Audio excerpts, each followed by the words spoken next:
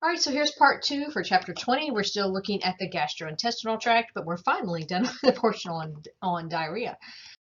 So let's look at tooth and gum infections. It's actually pretty difficult to pinpoint normal biota and the change from normal biota to a pathogenic biofilm.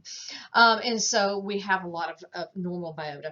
And so if left undisturbed, the biofilm structure is going to contain some anaerobic bacteria that actually damage your periodontum. And so this is one of the reasons why breaking that up, flossing and all, is so important. Carbohydrates also are important here. You know, when your mother told you sugar causes cavities, she was actually correct, okay? So the introduction of carbohydrates in the oral cavity can cause actually inadvertently the breakdown of that hard tooth structure because you have acid produced by certain streptococci in the biofilm on your teeth, okay? So the most common infectious disease of human beings is actually what we call a dental carie. Okay, and dental carie, this is where we get our tooth infection from. Okay, it's plaque here formation and karyogenesis, which is the process of that dental carie forming. So the solid tooth surface here can actually be broken down by different metabolic activities of bacteria. You can have a disruption in the enamel on the outer surface of the tooth. You can destroy deeper layers of the tooth. You can have lesions that go into the pulp and, of course, cause pain. So we used to think it was just Streptococcus mutans that was the primary cause of dental caries. However, we have discovered that it is really a polymicrobial situation with the bacteria that's going to cause the problem. So we have many bacteria working together, okay? So you will have tooth decay, especially with the presence of carbohydrates because this is a food source. You can have sucrose that S mutans and other streptococci can use fructans and glucans as well, and they have adhesives that actually help them to bind to the smooth surfaces of the teeth, okay, and form the bulk of the biofilm. They actually, streptococci and some of the other bacteria actually produce an acid as they ferment those carbohydrates, which leads to the destruction of enamel and other features of the tooth. And so if you brush frequently, break up the plaque, and flush that acid, you're less likely to have an effect.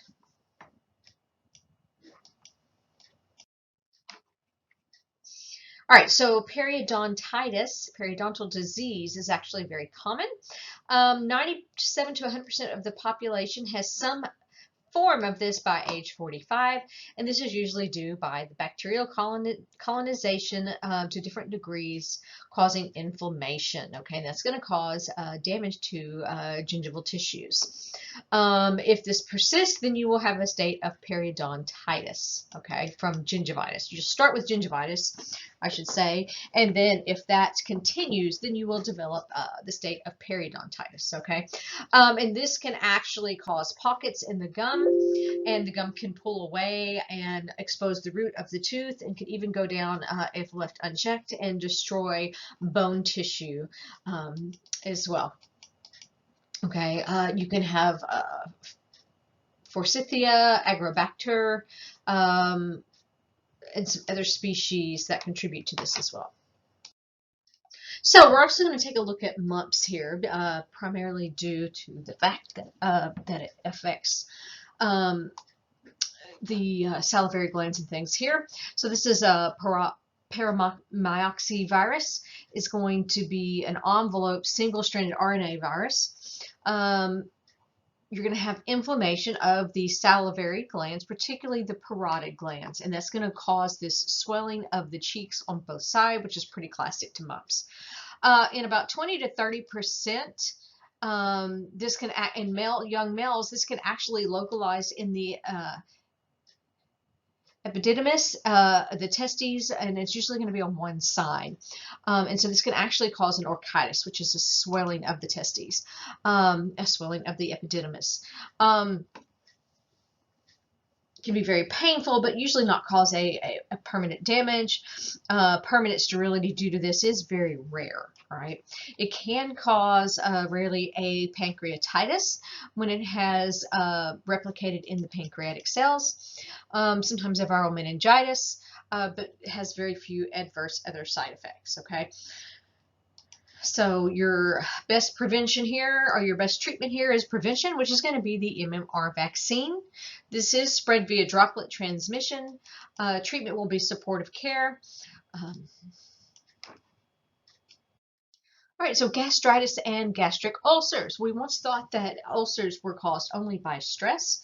It was actually a pretty big find in the 1980s, around that era, when we discovered Helicobacter pylori, an actual gram-negative rod that can cause a gastric ulcer. And so for the first time, we were able to actually treat ulcers with antibiotics. And so the scientist that discovered this, proved this by swallowing a large inoculum of these, and he wound up with gastritis. So he gave himself an ulcer to prove this, to prove that H. pylori caused gastritis. And so this can cause a duodenal ulcer, a stomach ulcer, which then can cause an increased risk of cancer. So this is an ulcer. A gastric or peptic ulcer is actually a lesion in the mucosa of the stomach or the uppermost portion of the small intestine. Severe ulcers can be accompanied by bleeding, so you can have bloody stools, vomiting with blood present as well. Sometimes symptoms, of course, are going to be worse at night or after eating, or during a lot of stress, physiological stress. This is actually the 5th most common cancer in the world is going to be stomach cancer, and so there's some evidence suggesting that long-term infections of H. pylori can actually contribute to this. So this bacterium, of course, is going to be an acidophile. It is not harmed by acid. It actually produces its own buffer. And so the bacterium will pass into the GI tract, bore through the mucus layer in the stomach, and attach to a binding site on the cell and kind of entrench itself there. It produces urease that is going to break down urea, and that will form carbon dioxide and ammonia. They're acting as its own buffer and allowing it to survive in the acid in the stomach. So best treatment, of course, is going to be antibiotics here, metronidazole, for instance. All right, so next we have hepatitis. There are very many strains of hepatitis to keep straight, okay? So that's something you're going to want to work on. And so this is going to be an inflammatory disease, and this is going to cause a necrosis of hepatocytes or liver cells and an inflammatory response, okay? This can cause jaundice as a side effect, which is that yellowish, well, you see as a yellowish tinge or color to the skin and the eyes. And this is when your bilirubin is not able to be broken down into biliverdin, which we can easily get out of our system. Jaundice in a newborn is not a severe disease. It's just due to an underdeveloped system here, but in an adult, this is a big problem. So it is always, if you have jaundice in an adult, it requires being seen, needs care, okay? This can be caused by many different viruses, Epstein-Barr, cytomegalovirus. We do have A through E, and you are going to need to try to keep these straight, okay? And there are many things that can cause it also besides disease, such as alcohol abuse. All right, so we're going to look at these in a few groups here. We have hepatitis A and E. A is going to be a non-enveloped single-stranded RNA. It is an enterovirus. E is going to be more self-limiting. These are both going to be transmitted through the fecal-oral route. These are both pretty minor and self-limiting. Of course, self-limiting means they will resolve on their own. It can also cause a self-limited hepatitis. So when hepatitis E is going to infect a pregnant woman, it can cause a 10 to 30% fatality rate. So this is important for pregnant women to pay attention to. It's also dangerous for people that have had an organ transplant or if they're on immunosuppressive therapy. You're going to have subclinical signs and symptoms. You're going to have vague flu-like things. If it is very overt, you may include or see jaundice, swelling of the liver. These are not oncogenic, they're not cancer causing, and they will usually have an uncomplicated recovery, okay? This is often associated with poor hygiene or lack of public health. So in countries where there's inadequate sewage, for instance, you'll have more outbreaks of this, okay, because you'll have more fecally contaminated water or food. Most infections occur due to institutional contact where we have large numbers of people together, unhygienic food handling, sometimes by eating or ingesting infected shellfish. It is definitely transmitted sexually, and you can often pick it up when going to other countries. All right, so A can actually be spread via blood or blood products, but this doesn't occur very often. Children in other countries, in developing countries, are the more often victims. In North America and Europe, is more often going to be adults. You don't typically see this as a chronic condition. You do have reservoirs of asymptomatic carriers or people with clinical disease, often children. Prevention is going to be immunization. We have an inactivated vaccine here. Harvix has actually been used since the 1990s, and it can be administered after exposure and actually prevent symptoms, so given prophylactically as well. You can have a short-term protection here. This is going to be a passive immunity. And this is useful for people who have come into contact with someone that has been affected with this. Also, if people have eaten at a restaurant where there's a recent outbreak, that type of thing. All right, so hepatitis B and D. B is enveloped DNA virus. It's in Hepatitaviridae. These are intact viruses that are sometimes called Dane particles. Hepatitis D is an enveloped RNA virus, okay? It is a subvirus satellite of HBV, so it can only propagate when in the presence of hepatitis B virus, okay, hepatitis D. So those are often going to be found together. This can cause direct damage to the liver, fever, chills, anorexia, malaise, abdominal pain, diarrhea, nausea. You can also sometimes see rashes or arthritis with this. It can be serious. This can be life-threatening. Some patients can go on to develop a glomerulonephritis or inflammation of the arteries. You can have regeneration of the liver and restored function of the liver in many patients, but a small number of patients will actually develop a chronic liver disease like cirrhosis. So if you are infected as a child with hepatitis B or D, you are more likely to have a long-term infection. About 90% of neonates can be infected at birth. 30% of children are infected between the ages of 1 and 5. Those will go on to develop a chronic infection. Comparatively, only 6% of those that are infected after the age of 5 will develop infection. And so this is one of the reasons why they would like to give a routine vaccination to children. Infection can be chronic more often with men than women. Mortality is 15 to 25% for those with a chronic infection. Patients with HB and D, hepatitis B and D, will often experience a more severe disease and are much more likely to retain a permanent liver damage. This can be transmitted via needle stick, sexual contact, sharing of a toothbrush even, okay? It's going to enter the body through a break in the skin or mucosal surface, or injecting it directly into the bloodstream. This will eventually reach the liver cells and multiply and then release the virus into the blood. Has an incubation period of 4 to 24 weeks, okay? The majority of those infected are going to have a few overt symptoms and eventually develop an immunity.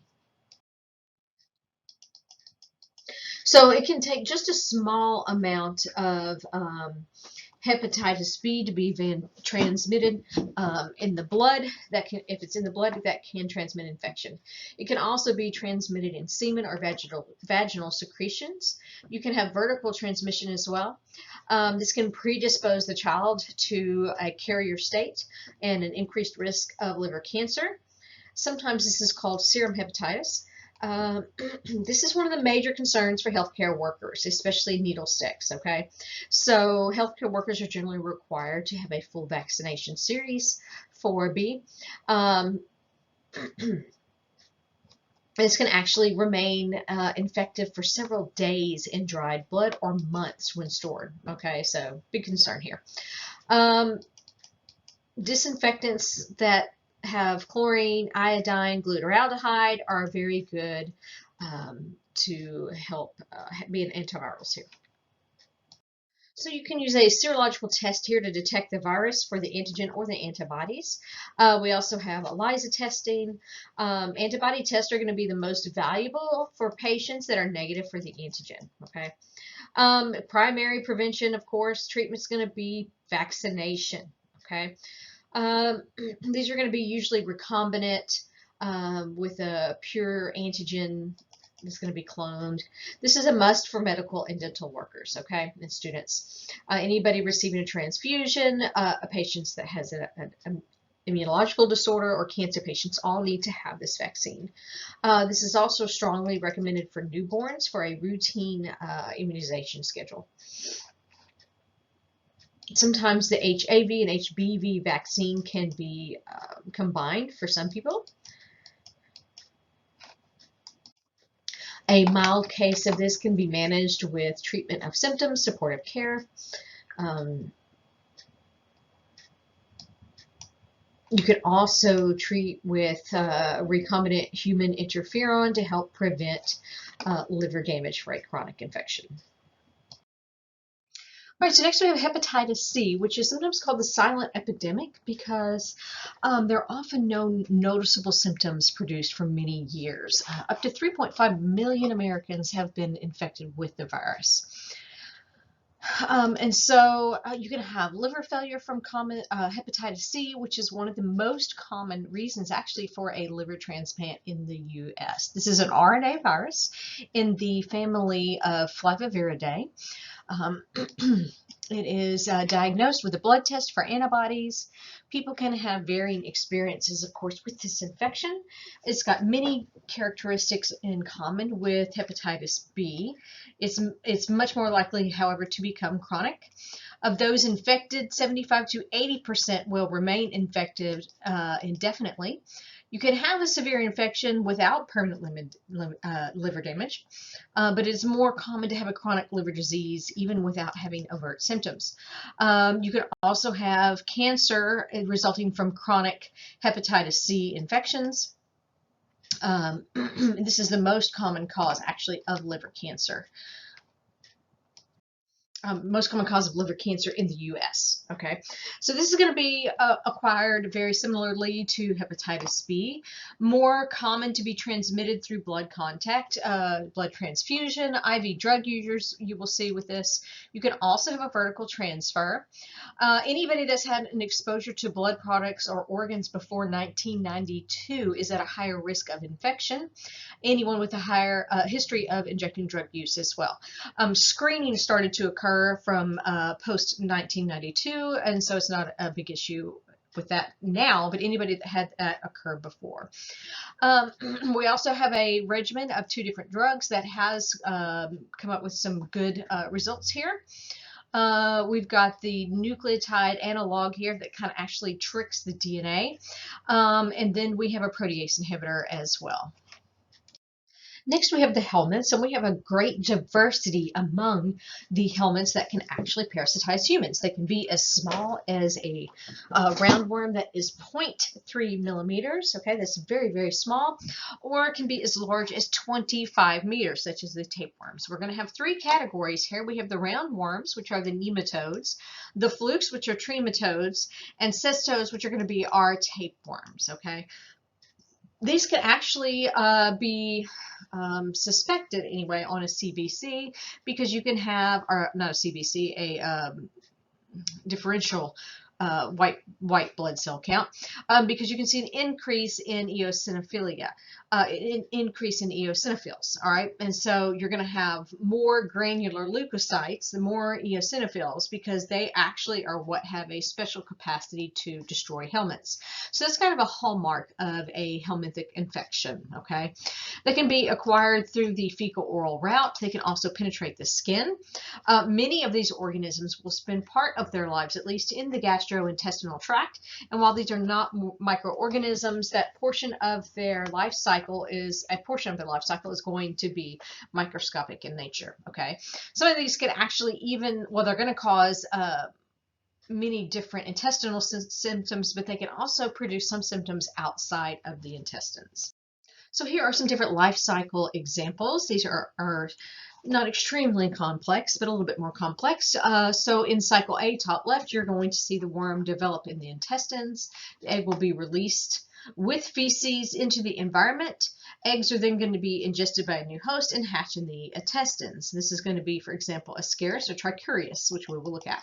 In cycle B, the worms are going to mature in the intestines, be released into the feces, or with the feces. Larvae will hatch and develop in the environment, and the infection will occur through penetration of the skin by the larvae. So an example of this will be hookworms. In cycle C, this is going to now be bottom left, the adult will mature in the human intestine. Eggs are released with feces into the environment. The eggs are then eaten by an animal that grazes. The larvae will form a cyst in the tissue, and then the humans will eat that flesh and become infected. So this will be Taenia.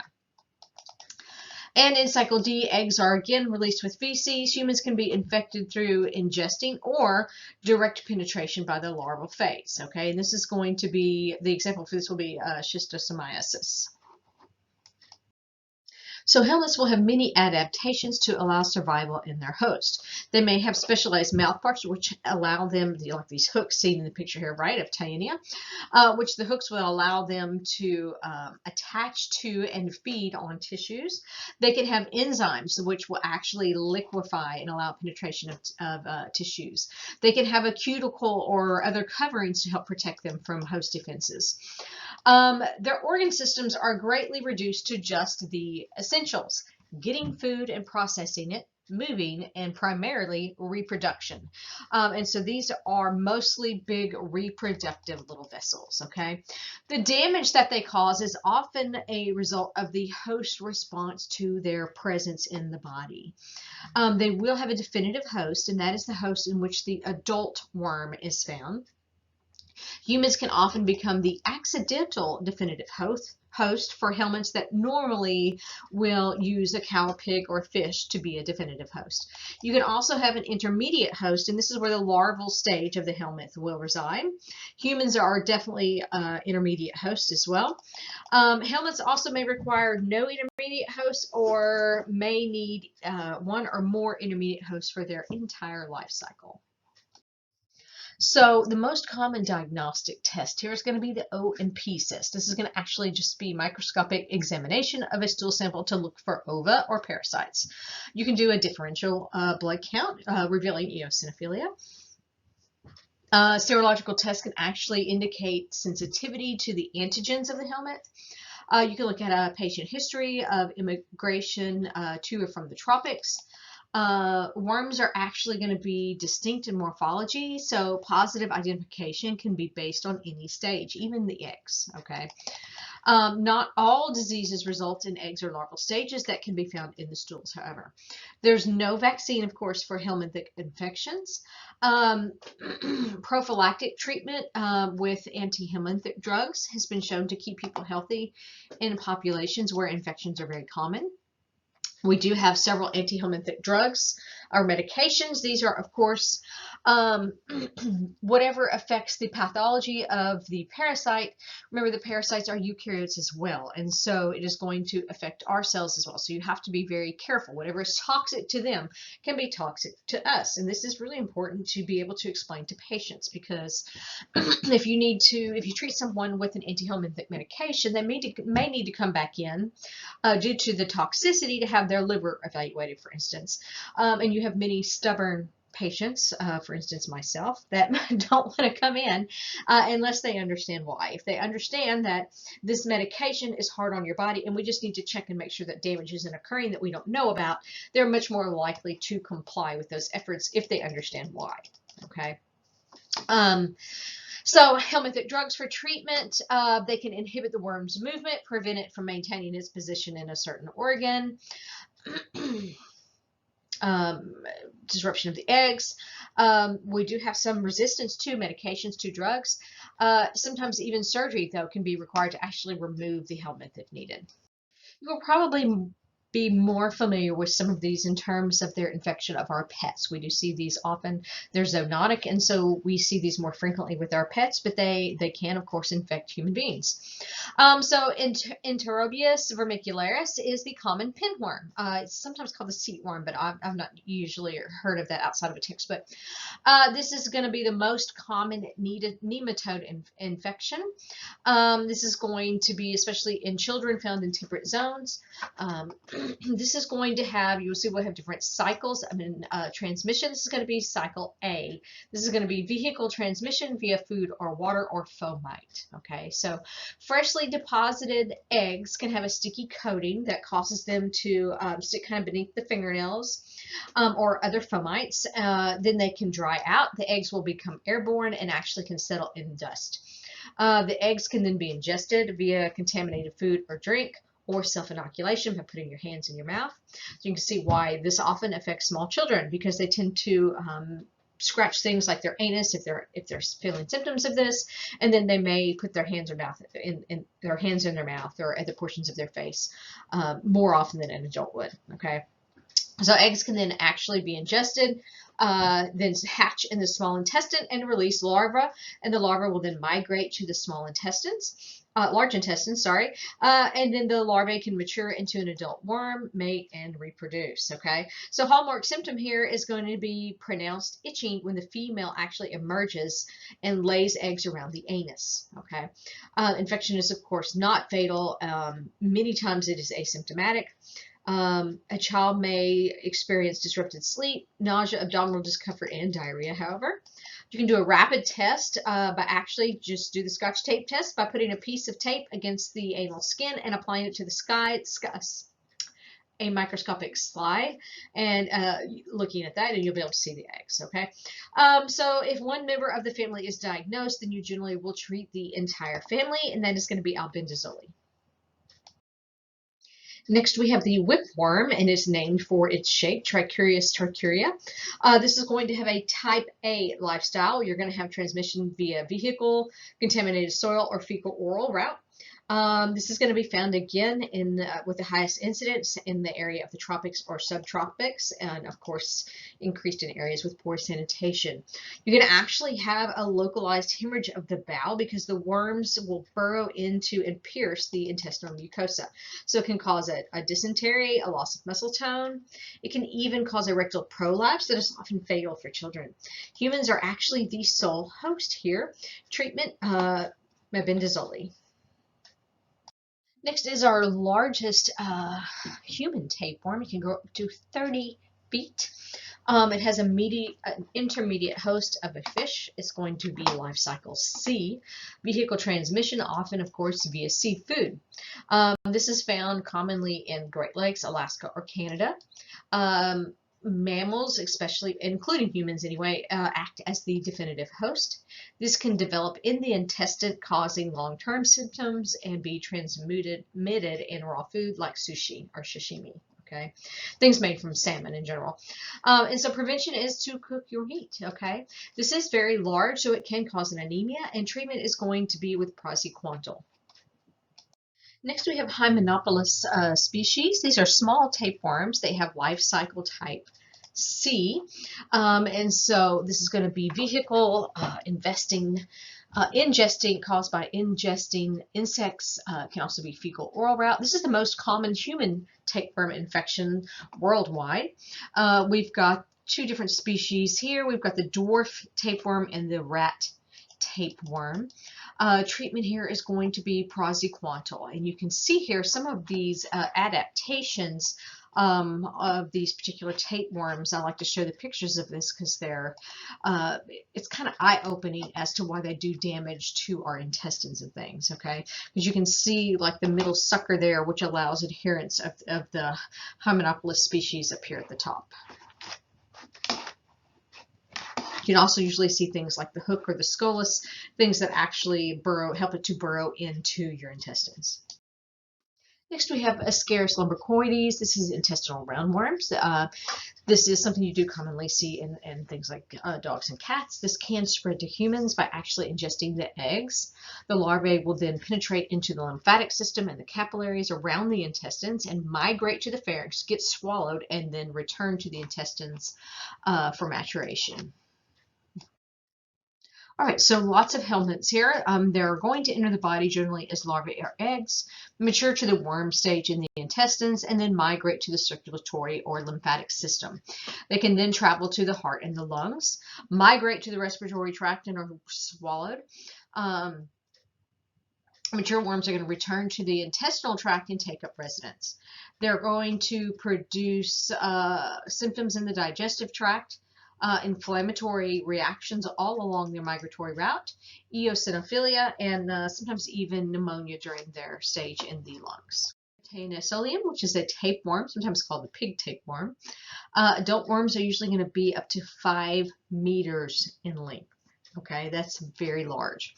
They have a scolex and hooklets on them and suckers that help them to attach to the intestines. These are going to be transmitted through cycle C, which is going to be vehicle transmission, usually pork, and a fecal-oral route. So this is going to be a form that you often get by eating undercooked pork. And so humans are infected by eating animal flesh that will contain the worm or the eggs. This will be found worldwide. It's concentrated in areas where human beings live in close proximity with pigs or undercooked pork, or they eat undercooked pork. This can actually be encysted in the muscles of pigs. And so they have the infective form, which is going to be Trichuris. That's the infective state for humans. And so if you ingest those particular cysts, you're going to digest the coat around the cyst, and then the organism is going to be flushed out into the intestines, okay? Then it's going to attach by the scallop and develop into the adult tapeworm. Treatment is going to be prosequential, okay? And also prevention will be cooking pork thoroughly before eating.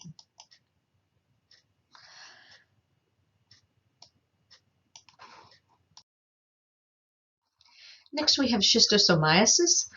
This is caused by Schistosoma species, Japonicum, Masoni, or Hematobium. This could be suspected when you have swelling of the liver or malfunction with eosinophilia accompanying this, okay? This has actually been a disorder for humans for thousands of years, and this is caused by blood flukes, okay? These are definitely morphologically and geographically distinct, so you will find certain species in certain areas of the world. They do, however, have similar life cycles, methods of transmission, and manifestations of disease. This is one of the few infectious agents that can actually invade intact skin, okay? You can see enlargement of the liver disease, enlargement of the spleen. Eggs can be actually carried to the central nervous system and heart and cause a granulomatous response. You can form some granulomas. Adult flukes are able to live and survive for many years, and these can cause a chronic affliction, which actually evades immune defenses. Flukes will actually hide by coating themselves with a protein that hides them from host defenses, okay? And so that allows them to stay in the host indefinitely. Humans are often the definitive host. Snails are the intermediate host. Once they get inside the host, they undergo that cloaking because they pick up proteins from the blood, from the host bloodstream, and coat themselves with that, okay? They have a life cycle D and are very complex and will have vehicle transmission, often via contaminated water. The life cycle will often start when humans release eggs from irrigated fields or ponds into irrigated fields or ponds, and then fertilize them would be another way. These are endemic to actually 74 different countries. This is the second most prominent parasitic disease, second only to malaria. Treatment is with praziquantel, and we do see some resistance.